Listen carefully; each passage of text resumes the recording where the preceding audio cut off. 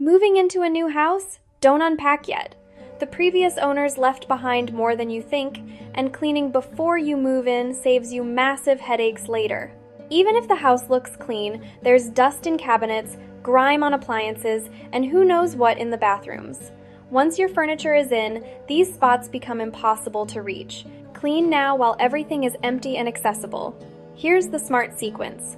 Start with kitchen. Deep clean inside cabinets, drawers, refrigerator, oven, and under the sink where spills hide. Bathrooms next. Scrub toilets, tubs, tiles, and don't forget inside medicine cabinets. Floors are crucial. Vacuum or sweep first, then mop every inch before furniture covers them. Wipe down all light switches, door handles, and windowsills.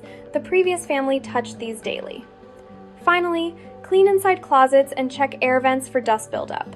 Now, when you unpack, everything goes into a truly clean space, not just someone else's clean. Your family deserves a fresh start in a home that has been properly sanitized and ready for your memories. Moving day is stressful enough. Let our professionals handle the deep clean while you focus on the move. We will make your new house spotless and ready before you arrive. Too busy to clean your home?